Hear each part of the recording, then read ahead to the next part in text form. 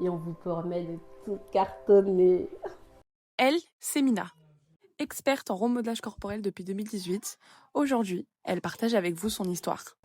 Par où elle a commencé? Qui est-elle? Elle répond à toutes vos questions. Hello Mina. Hello. Alors aujourd'hui on est avec vous pour savoir qui êtes-vous déjà? Alors dans le milieu on m'appelle Mina, sinon c'est Ami pour les intimes. Donc moi je suis la fondatrice, la CEO de l'Institut Sweet Body by Mina depuis 2018 maintenant. Donc nous sommes spécialisés dans le remodelage corporel, donc post-opératoire ou avant opération, pour embellir toutes les femmes. On se demandait du coup, mais comment est née Sweet Body by Mina? Alors, vraiment, c'était pas du tout prévu parce que moi de base, pour celles qui me connaissent et celles avec qui j'échange depuis de nombreuses années, moi j'ai été responsable ressources humaines pendant 15 ans. Et donc, du coup, c'est à la suite de ma deuxième grossesse, puisque oui, je suis maman de 3 enfants, 3 petites princesses. Ce qui est admirable, c'est qu'elle est maman de 3 enfants âgés de 12 ans, 10 ans et 4 ans. Et ça ne l'a pas empêchée d'être entrepreneuse. Donc du coup, à la suite de ma deuxième grossesse, j'ai vu mon corps changer et je me suis dit qu'est-ce que je pouvais faire pour retrouver ma silhouette d'avant sans passer par la case chirurgie esthétique. Donc en cherchant un petit peu sur la toile, on sait très bien que bon, c'est l'araignée. De fil en aiguille, j'ai été sollicitée par ma formatrice, une brésilienne, Madame Da Silva. Elle m'a envoyé un petit mail en me disant que à l'époque, tout ce qui était lifting colombien, lipocavitation, ça pouvait fonctionner et ça pourrait cartonner en France. Je me suis laissée tenter. Étant donné que j'étais en congé parental à temps partiel, j'ai commencé petit à petit. Donc, on ne lâche pas une branche avant d'en avoir attrapé une autre. J'ai fait les prestations les mercredis et les samedis, donc en me déplaçant à domicile. Et c'est de là qu'est né Sweet Body au fur et à mesure. On a pu voir du coup que maintenant vous êtes aussi à l'international. Vous pouvez nous en dire plus? Effectivement, donc on a atterri à Dubaï, on va dire 2-3 ans après, depuis 2020. On était à Dubaï. D'abord, dans un premier temps, on avait une clinique à la Marina, parce qu'on dit clinique à Dubaï. Donc on était à la Marina. Ensuite, on a décidé de déménager. N'ayant pas trouvé un bon local, on a continué, étant donné qu'on avait toujours des clientes, donc en faisant du home service. On est également à Istanbul, là où on travaille avec des chirurgiens. Et pour Istanbul, c'est uniquement le post-opératoire. Maintenant, pouvez-vous nous raconter du coup Sweet Body by Mina? Alors effectivement, donc déjà on a Sweet Body by Mina, le sculpte du corps, qui est notre emblème, parce qu'on est là vraiment pour sculpter le corps. C'est notre leitmotiv, c'est notre motivation chaque jour. On est là pour accompagner chaque femme désireuse d'arriver à ses objectifs. En haut de ça, on a bien entendu moi du coup qui ai démarré toute seule. Toute seule, vraiment tout petit. Faut pas avoir peur de se lancer. C'est-à-dire que moi j'avais 2 activités. Comme je vous l'ai dit précédemment, j'étais RH. Et ensuite j'ai commencé en me déplaçant à domicile. Et de fil en aiguille, c'est arrivé. C'est-à-dire un premier local avec un lit, un deuxième bureau avec 2 lits, un troisième local avec 3 lits. Et au fur et à mesure, une belle opportunité qu'on avait à Champigny-sur-Marne, un loyer pas très cher, une boutique pignon sur rue. On avait été un des premiers instituts femmes noires, je le rappelle, à avoir un institut sur Paris, en Ile-de-France.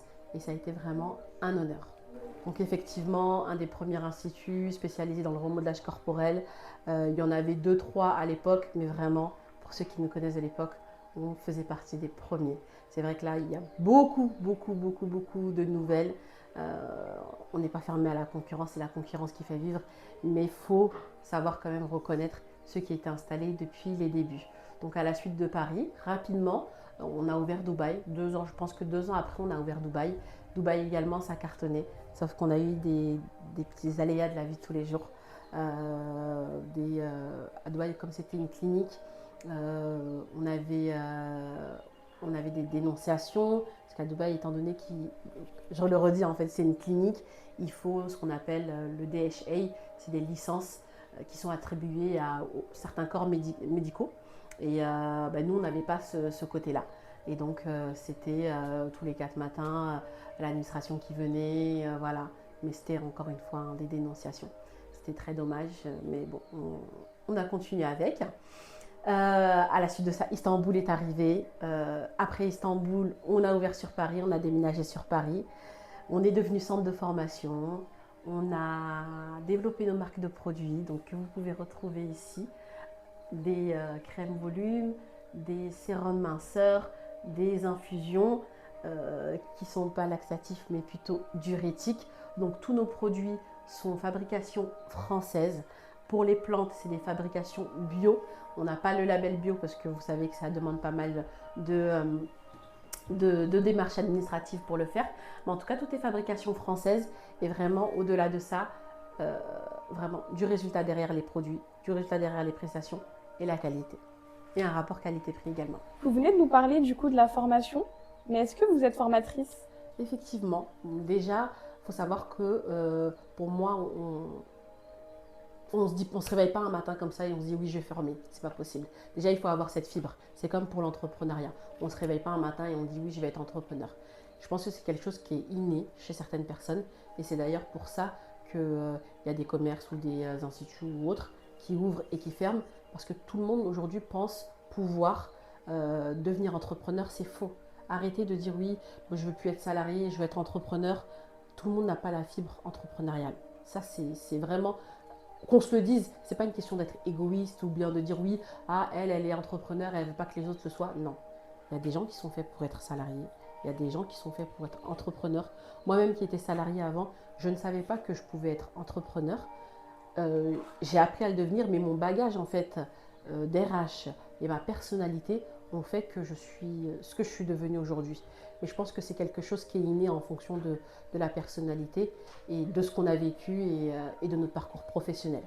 Effectivement, formatrice, c'était la suite logique. C'est-à-dire que quand on arrive, on fait des prestations, on voit que sans paraître, je ne vais pas paraître hautaine, mais que l'on excelle dans ces prestations, on a envie de donner ce savoir-faire, on a envie de partager ce savoir-faire et moi j'ai voulu partager avec beaucoup de femmes.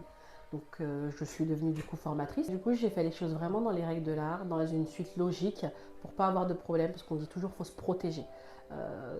De nos jours le monde est méchant, donc quand vous faites des choses, apprenez à vous protéger, à faire les choses vraiment en sorte que vous n'ayez pas de problème par la suite. Soyez carré, soyez exigeant et ayez de la rigueur. Donc j'ai démarré du coup en faisant mon numéro d'agrément, la suite logique. Hein.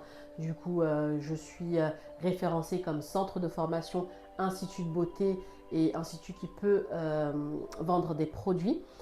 Et donc voilà, numéro d'agrément et du coup je forme en France, à travers toute la France et à l'étranger, dans plein d'autres pays. Et on arrive dans plein d'autres pays et on va cartonner, on va emmener Sweet Body partout.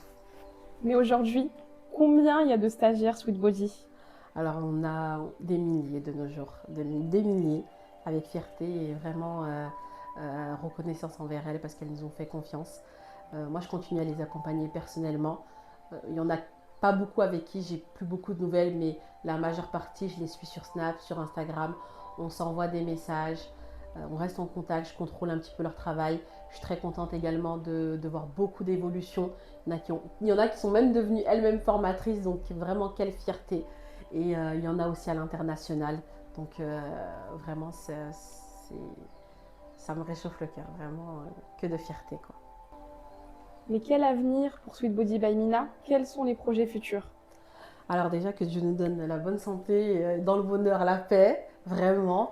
Et ben là, ce sera beaucoup de projets à l'international. Pas en tant qu'ouverture d'institut, mais plutôt en tant qu'accompagnement, des prestations éphémères, beaucoup de formation. On va beaucoup travailler aussi sur la communication. En fait, on va essayer d'arriver à la place là où on devrait être, parce qu'on est arrivé depuis 2018 et malheureusement avec les tracas de la vie de tous les jours, gérer un institut, c'est pas comme être juste entrepreneur, c'est-à-dire que quand on est entrepreneur, on a le temps de faire tout. Quand on n'a pas de boutique, on n'a pas de salariés à gérer, on a le temps de faire plein d'autres choses à côté. Mais quand on travaille, parce que moi, il faut savoir que je travaille toujours, j'ai toujours plaisir à donner des soins à mes clientes, donc j'aurai ça à gérer, j'ai ma famille et j'ai mon équipe également à gérer. C'est compliqué de pouvoir se dégager du temps pour le futur. Mais là, on va se l'octroyer et on vous permet de tout cartonner. Mais aujourd'hui, est-ce que vous avez des regrets? Non, il n'y a pas de regret, honnêtement. J'ai fait de très belles rencontres durant toutes ces belles années, vraiment Dieu merci.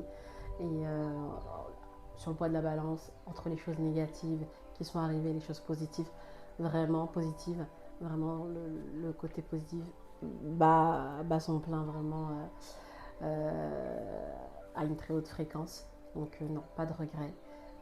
Des choses peut-être à améliorer parce que j'ai fait des faux pas, j'ai perdu beaucoup d'argent, mais non, d'une manière générale, je suis très contente et j'avise encore à mieux. Et on va arriver ensemble sur la suite.